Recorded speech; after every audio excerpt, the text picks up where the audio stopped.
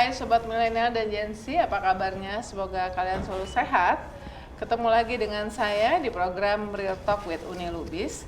Seperti biasa, di balik sebuah peristiwa, isu, fenomena, ribuan bahkan jutaan aktivitas, selalu ada sosok manusia yang bisa menjelaskan duduk perkara, kisah di balik layar, dari peristiwa-peristiwa penting, ya. Dan tagline dari program ini, karena pengalaman adalah guru yang terbaik.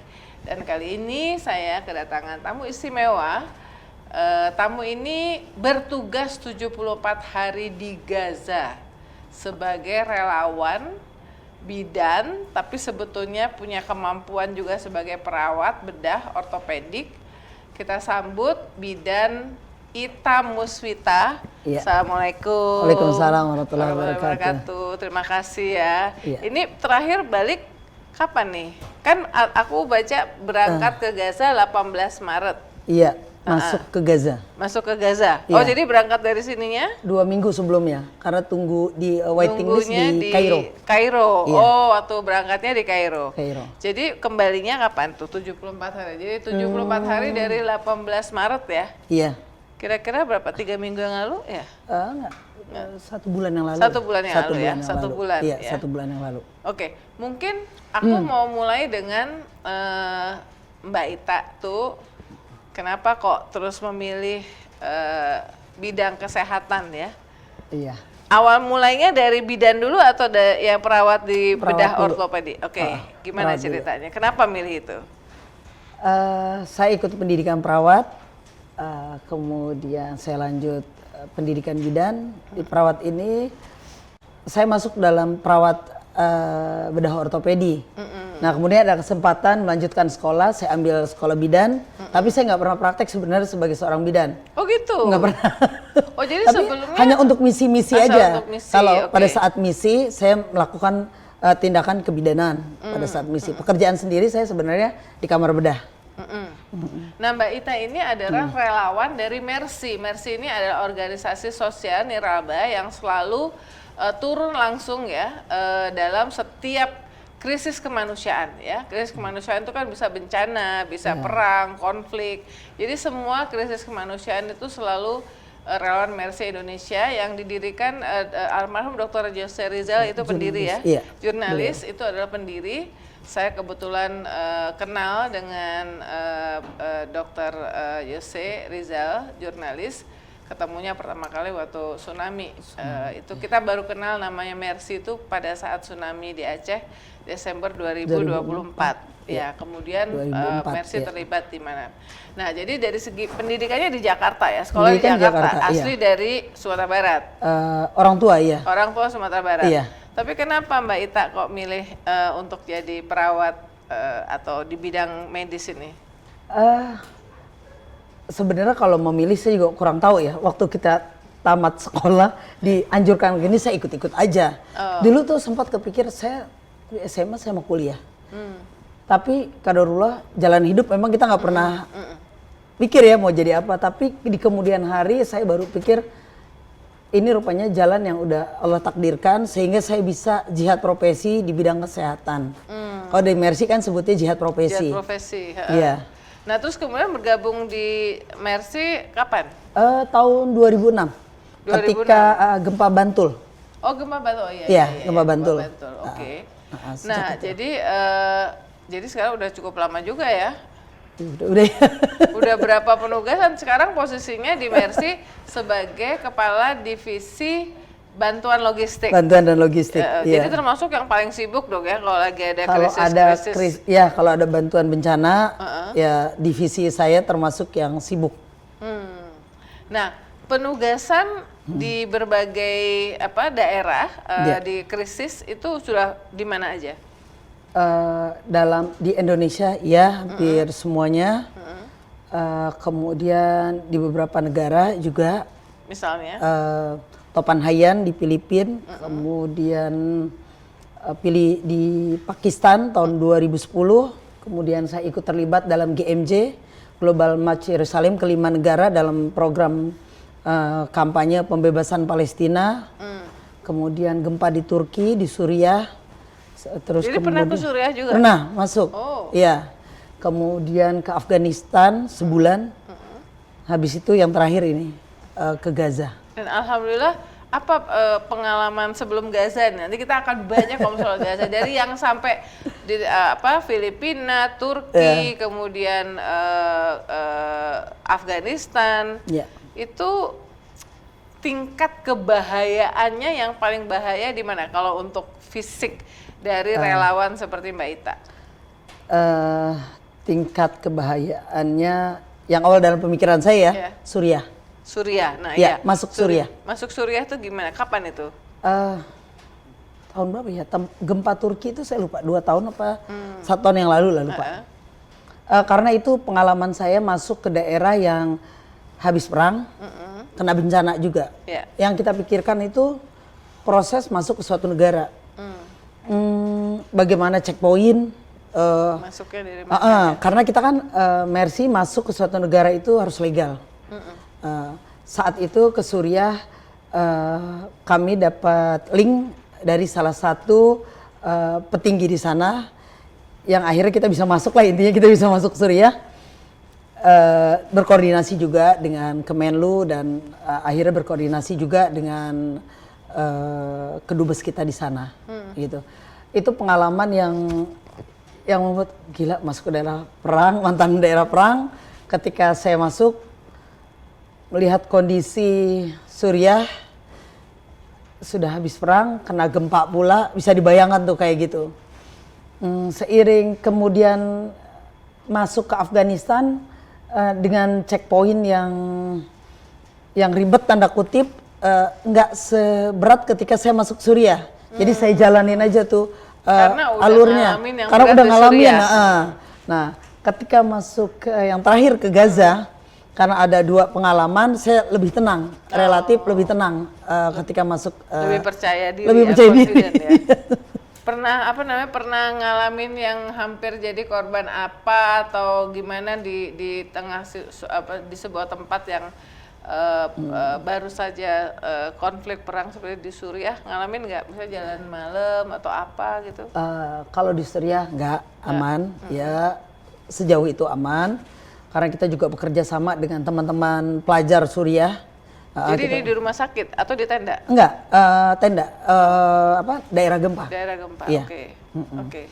Untuk di Suriah aman. Kemudian untuk di Afghanistan juga kita berkoordinasi dengan kedutaan. Bukan kedutaan, artinya sekarang Indonesia itu perwakilan kemanusiaan. Perwakilan kemanusiaan. Iya. Kami lapor, kemudian kami masuk ke daerah Herat, perbatasan dengan Iran. Jadi kita jalan dari Kabul, Kandahar sampai ke Herat melalui jalan darat sejauh. Wow, jauh. Ada takut tiba-tiba nanti ada cegatan atau milisi atau apa? Checkpoint itu udah kita persiapkan dari data-data kita, surat-surat. Sejauh kita kena checkpoint puluhan ya, udah nggak terhitung. Tapi sejauh ini aman.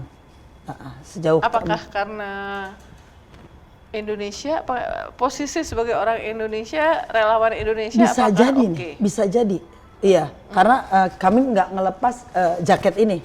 Kami nggak ngelepas jaket ini. Bahkan ketika kita masuk ke Afghanistan, situasinya sudah sangat welcome. Karena yang berkuasa sekarang Taliban. Jadi benar-benar kita ya udah nggak ada antara faksi, udah ada nggak 2 kepemimpinan gitu. Jadi sejauh yang kami lakukan aman. Oke. So, jadi teman-teman, Mercy itu Medical Emergency Rescue Committee ya. Jadi itu kepanjangannya. Nah, sekarang kita masuk ke yang baru, Gaza ya. Oke, kapan? Ingat nggak tanggal?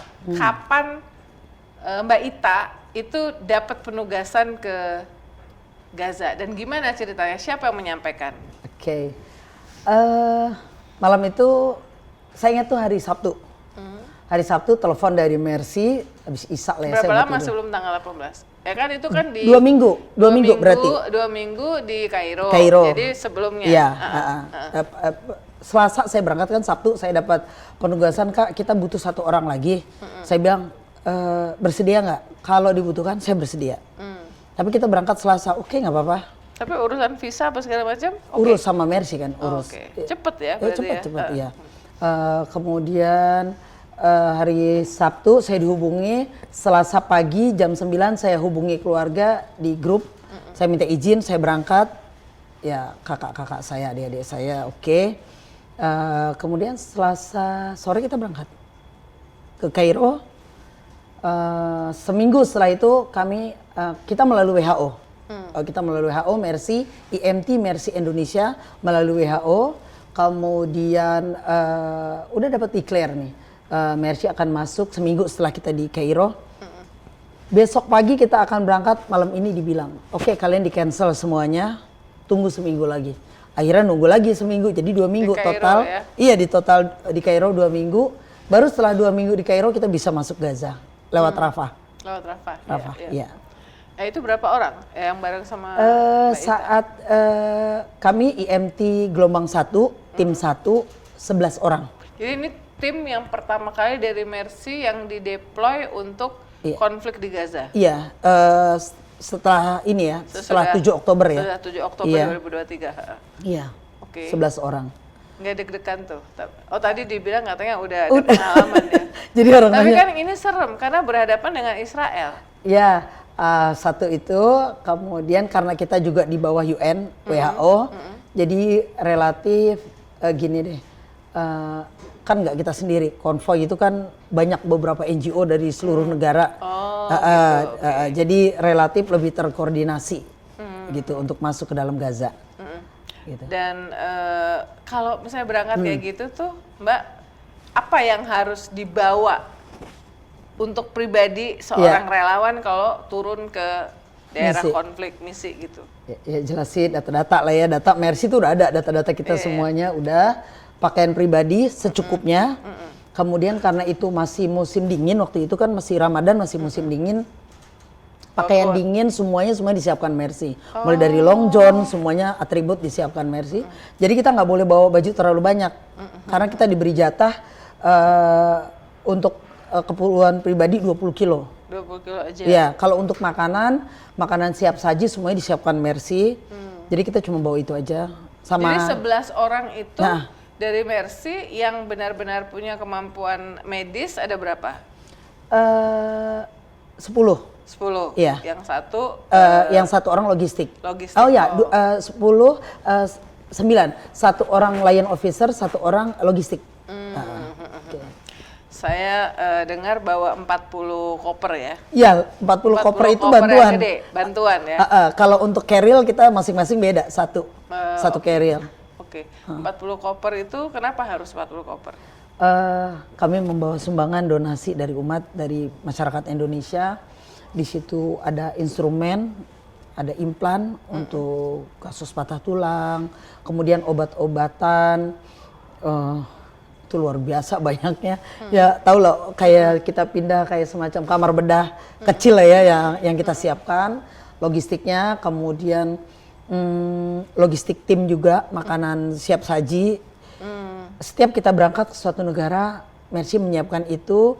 Kita mengantisipasi kalau memang tidak ada bahan makanan di sana, itu yang kita siapkan. Gitu. Kalau bahan makanan siap saji misalnya apa? Mie instan gitu ya? Rendang. Bawa rendang instan. Terus keripik Mustafa. Keripik Mustafa. Itu standar lah ya. Udah teman untuk ini ya, teman makan nasi ya. Beras juga dapat. Beras kita beli juga di Kairo kita beli beras. Tapi kemudian kita tahu bahwa di Gaza juga ada beras. Oke. Di sana biasanya orang makan roti ya. Roti ya? terigu bahan bakunya. Oke. Nah, jadi begitu masuk dari Rafah. Iya. Ketika melintasi perbatasan di Rafah masuk ke Gaza, apa impresi yang masuk ke benaknya Mbak Ita? Masuk ke suasana kebatinannya seperti apa? Masuk ke ini ya. Begitu masuk ke imigrasi wilayah Gaza. Gaza. Bahagia. Ini salah satu doa saya. Saya sangat berharap bisa masuk Gaza suatu saat. Akhirnya terlaksana, kemudian sedih. Yang kita bayangkan ternyata lebih buruk dari yang kita lihat di media. Bersyukur yang jelas Mbak, saya masuk dalam tim ini. saya bergabung dengan teman-teman untuk masuk dalam tim yang pertama ini. Harapan kita sih sebenarnya kita masuk ke utara, ke rumah sakit Indonesia yang dibangun oleh rakyat Indonesia. Cuma saat itu untuk wilayah tengah dan utara udah nggak mungkin kami masuk ke situ karena yang bisa dilalui oleh semua relawan Gaza Selatan, daerah Rafah. Itu kayak apa suasana Mbak? Apa mau benar-benar hancur karena dibom sama Israel atau seperti apa itu situasinya? Situasinya ketika masuk itu kan hujan ya, hujan, kita masuk hujan, kemudian kita melewati tempat kita tinggal yang udah disiapkan.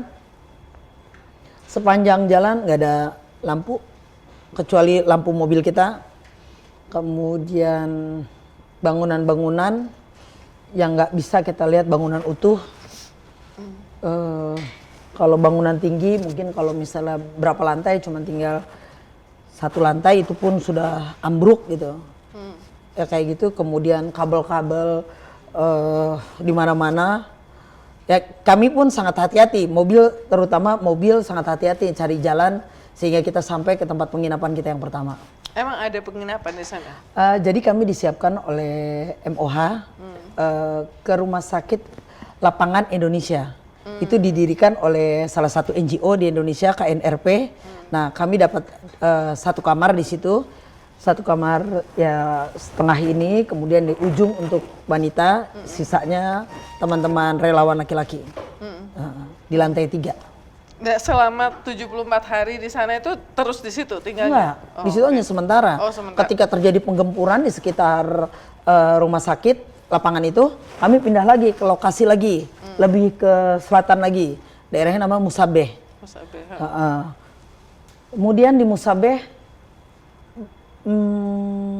tanggal berapa ya lupa saya, jatuh bom pas di samping guest house kita, kaca-kaca semuanya pecah, rumah yang itu pun hancur. Kami pindah lagi ke daerah Mawasi, sekarang di Khan Yunis, di ujung dekat pantai. Ya sampai saat ini kami masih di sana, lokasi sekitar Mawasi. Mercy, ya? Iya. Waktu bom jatuh di samping guest house itu pagi, siang, malam? Kurang lebih jam 3:30, 4 kali ya. Waktu itu hari Jumat, setelah teman-teman pulang dari sholat Jumat. Itu kejadiannya. Yang kadarullah, 2 hari sebelumnya saya survei lokasi lagi. Jadi kita kalau di sana tuh, walaupun itu lokasi dibilang masih green zone, kemudian white zone gitu, kita takut tiba-tiba menjadi red zone. Jadi kita ketika di sini kita udah mulai mapping, cari lokasi baru lagi. Kemungkinan kalau di sini nggak aman, kita langsung pindah. Sebenarnya tuh lokasi penginapan NGO itu seharusnya sudah declare. Nggak boleh, NGO, rumah sakit itu sebenarnya nggak boleh terjadi pengeboman sekitar situ. Tapi kondisi di lapangan nggak berkata begitu. Kalau mau bom jatuh ya jatuh aja gitu. Jadi ketika terjadi sore itu, habis asar, kita langsung pindah ke daerah Mawasi. Saat itu juga. Gimana tahu bahwa ini akan jadi red zone? Biasanya kalau udah bom udah masif di sekitar penginapan, bom itu kalaupun nggak di dekat kita, getarannya itu ke dinding itu lama getarannya.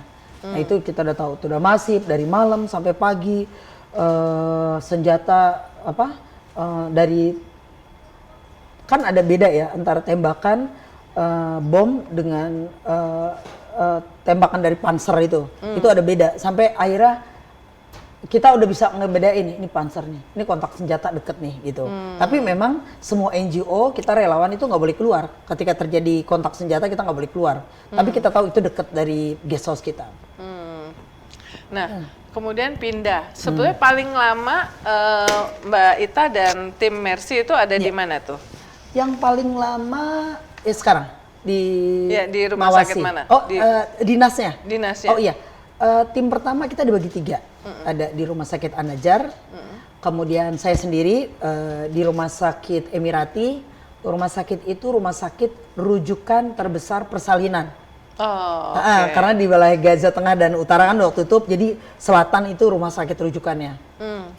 Kemudian satu lagi kita di public healthcare di daerah Tal El Sultan. Jadi kita dibagi 3 tim tuh. Saya sendiri paling lama berdinas di Emirati. 7 minggu. 7 minggu. Satu-satunya yang kemampuan bidan cuma Mbak Ita di yang Saat itu batch tim. pertama. Iya. Di batch pertama ya. Iya, di batch pertama saya bidan. Nah, terus gimana tuh? Apa namanya? Kerja menjadi lebih banyak jadi bidannya atau jadi membantu di ortopedi bedahnya? Oke, karena itu rumah sakit persalinan. 2 minggu pertama saya di kamar bedah. Oke. Asistensi, operasi-operasi kebidanan, seksio gitu. Kemudian setelah minggu ketiga saya mulai itu di kamar bersalin. Yang masya Allah overload. Bisa dibayangin tuh orang segaza tuh pada saat itu lahirannya di situ semua. Jadi pada saat kami dinas ya sehari tuh kurang lebih 50 sampai 65 persalinan lah normal di situ.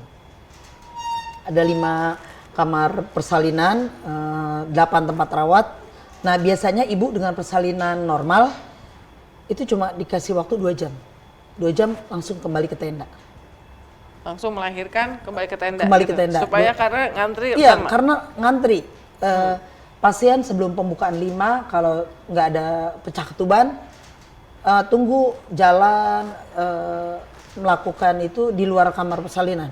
Kalau dia sudah nggak mampu, baru masuk ke kamar persalinan untuk dipersiapkan pertolongan persalinan gitu.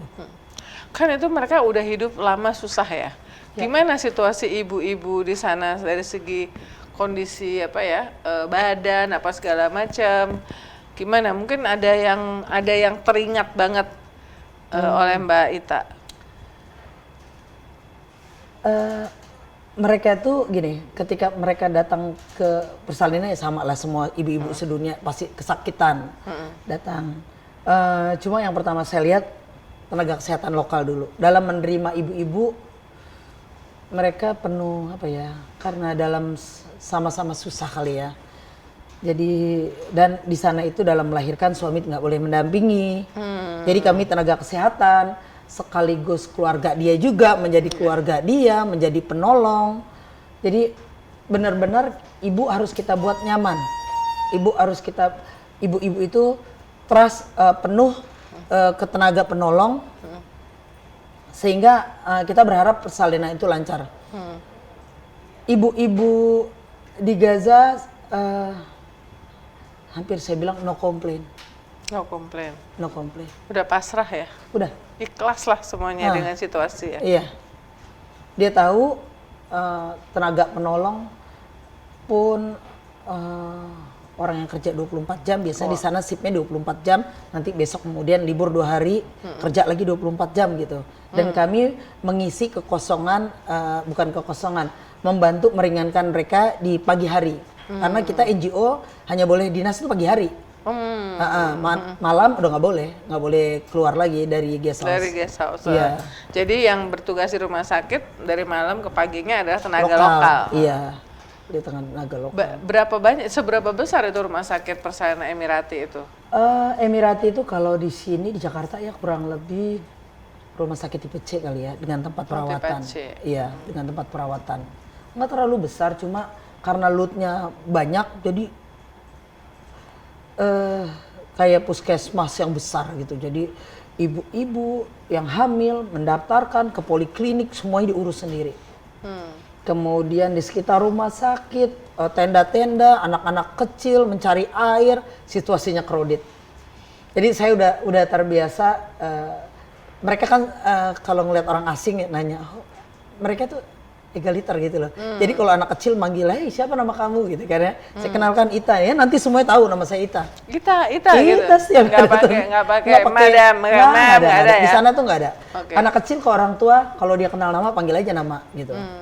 Kayak di barat ya? Iya benar-benar kayak ya? jadi egaliter banget. Padahal gitu. kita pikir kayak di Arab ya? Iya enggak, di sana enggak. Ya? Iya. Kayak medical dokter aja mereka kalau misalnya ada dokter spesialis, mereka tuh bertanya tuh kayak temen gitu loh. Saya bilang, ini nggak berlaku nih kalau di Indonesia. Nggak ada yang berani begini nanya ke prof gitu. Nggak ada yang berani. Mereka cuma nanya, ini gimana nih? Kalau ini gimana nih solusinya? Begini, gitu enak gitu loh. Saya liatin, ya mereka harus cepet pintar. Saya pernah nanya sama dokter konsulen, kalau kamu ngadepin murid-murid kamu kayak gini, kok asik sih gitu ya? Mereka bilang, saya tuh nggak tahu umur saya sampai kapan. Bisa jadi mereka besok menggantikan saya posisi saya di sini. Oh gitu. Jadi mereka tuh memang udah mempersiapkan juniornya sangat cepat gitu loh. Percepatan mereka tuh. Jadi mereka care banget dong sama Care. junior. Pokoknya transfer ilmu Oh, apa segala transfer macam knowledge-nya tuh luar biasa. karena nggak tahu kapan hidup. Iya, jadi kalau saya nggak ada, mereka nih yang gantiin gitu. Jadi ketika saya ketemu dengan anak-anak kedokteran semester 6 tahun ketiga, itu dalam pertolongan persalinan itu skill-nya tuh bagus banget. Bahkan saya nggak tahu kalau dia, kamu semester berapa? Saya bilang semester 6 kata dia gitu. Keren banget skillnya dalam menerima pasien, dalam penanganan pasien gitu. Bahkan kita kadang-kadang di sela itu kita diskusi tuh. Kita diskusi antara dokter kebidanan, bidannya, medical doctor itu kita diskusi. Apalagi dia pengen tahu di Indonesia itu gimana penanganannya gitu. Enak jadi kalau di sana tuh ngobrol dengan mereka tuh enak gitu. Kalau dengar cerita Mbak Ita kan berarti mereka itu memang udah bertahun-tahun udah bersiap untuk setiap saat mereka menjadi korban dari Israel ya, korban dari konflik. Dan karena itu tidak mengeluh apa segala macam, nerima aja ya, paham bahwa tenaga kesehatan yang ada itu juga kewalahan lah istilahnya ya, bekerja keras untuk mereka. Nah kalau karena tadi menjadi teman, quote karena suami nggak bisa mendampingi, curhatnya itu seperti apa Mbak? Saya tuh nggak bisa bahasa Arab ya, saya nggak bisa bahasa Arab, pasti ada orang tarjim, bahasa Inggris. Bahasa Inggris. Nanti ada yang menerjemahkan, saya bilang tarjim gitu kan, mereka akan menerjemahkan. Pernah satu saat nih, datang ibu-ibu hamil, saya periksa, pembukaan udah 8, udah kita siapkan aja. Terus yang dampingnya itu perempuan, bisikin ke saya bahasa Arab. Saya tuh nggak ngerti, saya bilang tolong tarjim apa ibu ini maksud gitu kan ya. Dia terjemahkan, kita tolong bantu, ini yang kamu bantu ini menantu dia. Anak ibu ini syahid seminggu yang lalu. Ini anak ketiga. Ya bagi kita menolong persalinan mungkin sudah menjadi hal yang rutinitas. Tapi ketika saya dikasih tahu bahwa yang akan saya tolong seorang janda melahirkan anak ketiga, suaminya minggu lalu, meninggal minggu yang lalu. Di situ perasaan saya, emosi saya bermain. Saya bilang sama teman saya yang kebetulan juga perawat relawan Mercy juga, saya bilang gini, Kak, kenapa sih diceritain kayak gini ya? Iya, tapi nggak apa-apa, bismillah kita tolong. Lahir anak, kita tolong, anak udah selesai, kita rapikan, kita kasih ke ibu, saya bilang, ibu ini anak ibu, diambil. Dia lihat anaknya, ibu itu bisa bahasa Inggris, cuma bahasa Inggris ya sekedarnya untuk. Dia bilang ditatap anaknya sambil dia peluk seperti ayahnya. Cowok. Ibu itu nggak menjerit, hanya mengalir air mata. Saya sama teman-teman, saya bilang, Bu, susui dulu anaknya ya. Saya masih ada pasien yang lain, saya bilang gitu. Iya. Hal itu nggak sekali dua kali.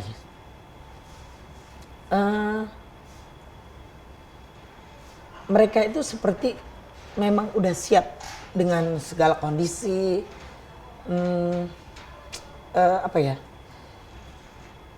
Kondisi terburuk pada saat ini menjadi janda dengan punya anak.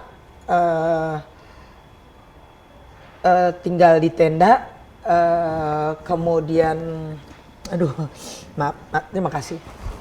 Kemudian dalam kondisi perang dengan tidak baik-baik aja. Saat itu suhu kalau siang 17 derajat. Dingin banget ya? Dingin. Kalau malam bisa 14 derajat. Dan mereka tinggal di tenda? Di tenda, semuanya di tenda. Bahkan dokter, perawat pun tinggal di tenda. Yang lokal? Semua yang lokal. Enggak sekali dua kali saya lakukan menolong itu. Dari situ saya belajar bahwa mempunyai tidak harus memiliki. Kita punya suami tidak harus kita miliki. Kita punya anak, begitu juga anak. Kita punya anak, tapi nggak harus kita miliki karena suatu saat semuanya akan pergi, semuanya akan meninggalkan kita kapan aja.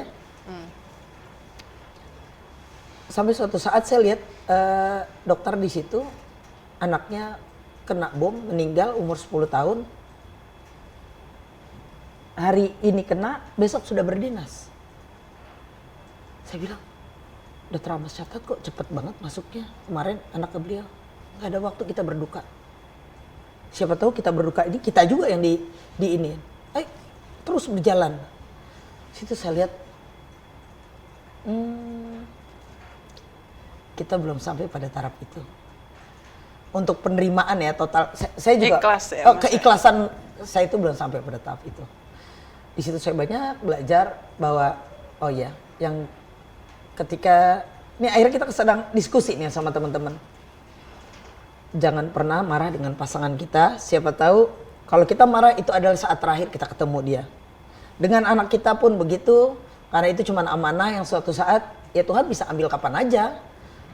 Sama orang sana kan gitu. Mereka kalau ada kedukaan, ada keluarga yang syahid, 15 menit, nih mereka nangis 15 menit itu melontarkan tangisannya.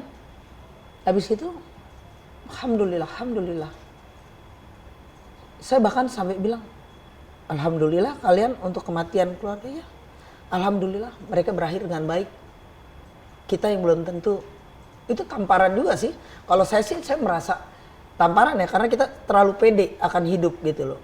Kita terlalu pede ya, kita memang sih kita harus berangan-angan tinggi untuk hidup, tapi untuk di Gaza semuanya itu udah harus siap semuanya. Nggak butuh waktu lama, pokoknya harus siap aja. Kapan siap aja, saat. siap setiap saat gitu.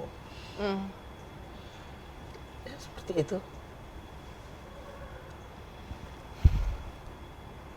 Di sana ada warung nggak sih Mbak? Ada. Ada. Jualan apa?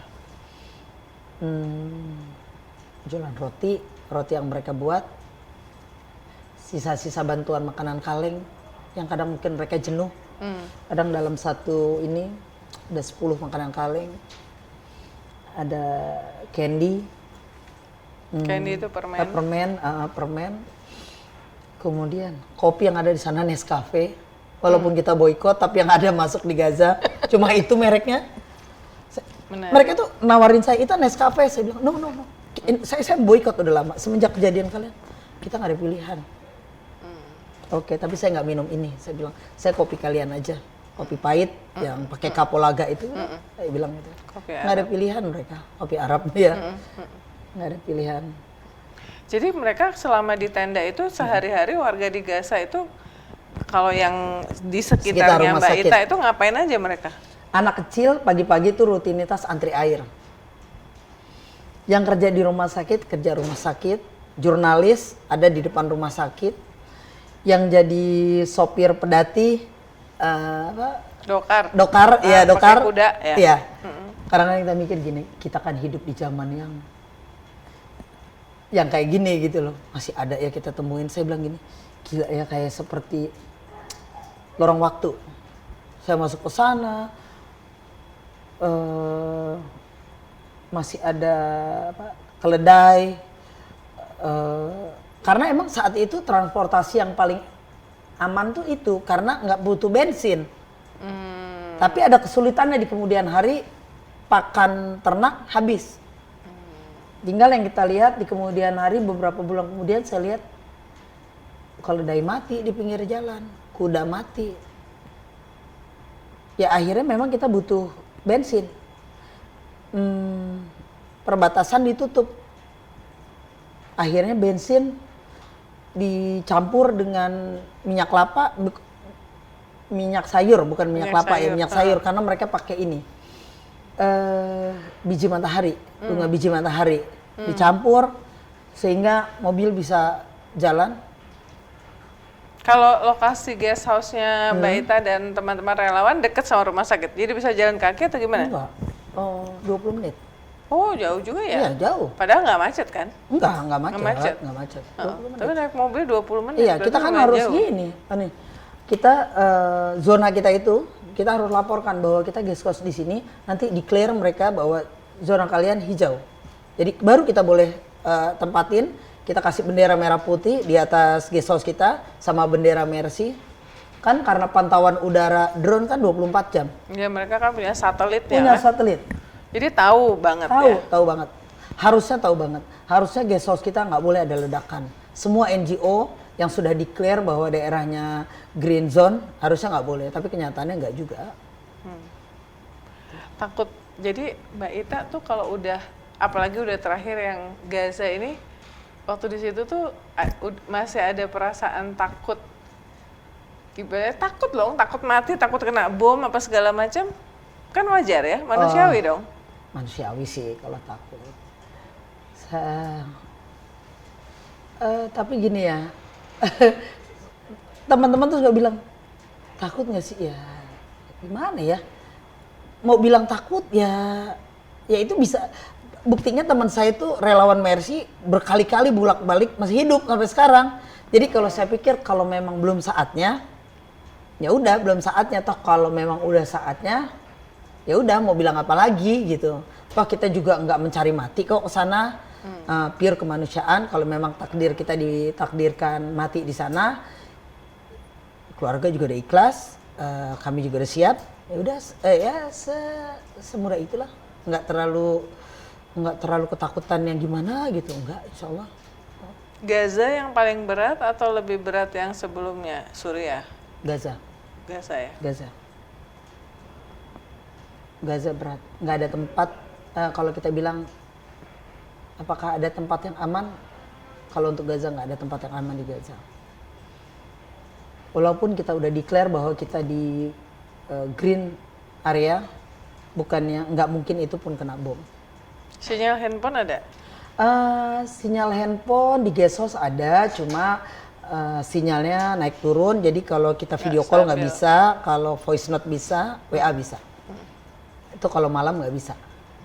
Sebagai relawan yang sudah terjun ke daerah-daerah konflik yang luar biasa nih, yang kita jurnalis cuma bisa ngeliput dari jauh soalnya ya.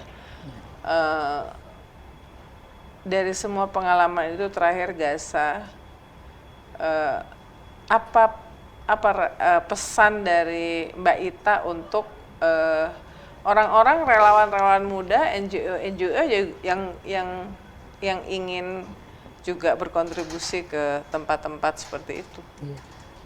Saya support teman-teman relawan bila Gaza sudah buka perbatasan nanti. Saat ini kan saya perlu jelaskan hanya tenaga kesehatan yang bisa masuk nih dari berbagai negara, hanya tenaga kesehatan. Kalau teman-teman relawan masuk, satu butuh support system yang bagus, artinya dukungan keluarga, itu jelas. Karena seringkali yang membuat kita patah semangat kurangnya dukungan keluarga. Kalau dukungan keluarga sudah ada, kemudian pekerjaan. Karena kan teman-teman meninggalkan pekerjaan dengan batas waktu yang nggak bisa ditentuin nih. Kalau misalnya misi daerah konflik sebulan sampai 2 bulan, bisa jadi molor ketika pintu perbatasan ditutup, kan waktunya kita nggak tahu sampai kapan. Nah itu ada kesulitan teman-teman kami yang kebetulan terikat dengan institusi terkait, nah itu sulitnya. Tapi jangan khawatir, ada teman saya beberapa orang yang akhirnya resign. Mbak Ita sendiri resign nggak dari rumah sakit sebelumnya? Sebelumnya saya udah resign nih, bukannya karena misi ini saya resign. Sebelumnya saya sudah resign, jadi saya lebih leluasa mengikuti misi Mercy. Tapi teman-teman yang kebetulan terikat, ada beberapa yang memang ya udahlah, kalau memang ini kak aku resign aja, kirim message, kayaknya saya nggak bisa lanjutkan pekerjaan karena pintu perbatasan ditutup. Ada yang memang institusinya ya nggak apa-apa, kami tetap tunggu. Jadi kita punya keyakinan bahwa rezeki sudah ditetapkan. Jadi bukan karena kita pergi misi terus nggak ada rezeki, nggak tertutup pintu rezeki itu, nggak, kita yakin banget itu ada. Buktinya teman-teman juga ketika udah sampai Indonesia saya tanya, kerja, udah kembali kerja, alhamdulillah. Jadi alhamdulillah sejauh ini. Kalau dirumuskan dalam satu kata, apa nilai paling penting menjadi seorang relawan dari pengalaman Mbak Ita di berbagai negara itu? Ikhlas. Satu kata, ikhlas. ikhlas itu luas. Ikhlas di hati kadang seperti ini nih. Misalnya saya bicara, yang saya takutkan adalah ada unsur kesombongan yang timbul. Ada jauh di lubuk hati nggak ada. Saya coba menghimbau kepada teman-teman, ayo minta izin sama keluarga, minta izin sama institusi, ikhlasan hati untuk masuk, insya Allah semuanya dilancarkan. Semoga Mbak Ita selalu sehat ya, selalu Amin. semangat. Amin. Pengen Terima balik kasih. lagi ke Gaza nggak? Iya tentu. Oh gitu. Iya. Masih mau lagi? Mau. Oke. Tapi itu yang nentuin 74 hari itu siapa? Mbak Ita sendiri atau dari Mercy? Ada pergantian? Dari Mercy sebenarnya 2 minggu. Oh. Nah, tapi tim kedua kemudian masih kurang orangnya tim, yaudah saya masuk. Kemudian tim 3 masuk, kebetulan nggak ada yang tanda kutip dituakan. Oke, yaudah saya lanjut aja. Pada tim keempat, kemudian koordinasi sudah berjalan baik, baru saya bisa keluar. Keluarnya lewat? Lewat Karu Abdul Salem yang Israel, kemudian lewat Jordan. Lewat Jordan. Iya, Sepanjang itu tapi berarti ada pengawalan khusus ya? Iya. Oleh UN? UN. UN yang Iya, kawal. karena kita kan lewat zona perang. Karena kita lewat zona perang, semuanya tunggu green light sehingga baru kita bisa kendaraan kita bisa berjalan. Semoga selalu sehat. Amin, Thank terima you ya, kasih. thank you udah mewakili Indonesia Terima kasih. di Gaza. Nah itu tadi teman sekalian, Real Talk with Uni Lubis dengan Bidan Ita Muswita, relawan Mercy di Gaza. Sampai ketemu lagi di Real Talk berikutnya.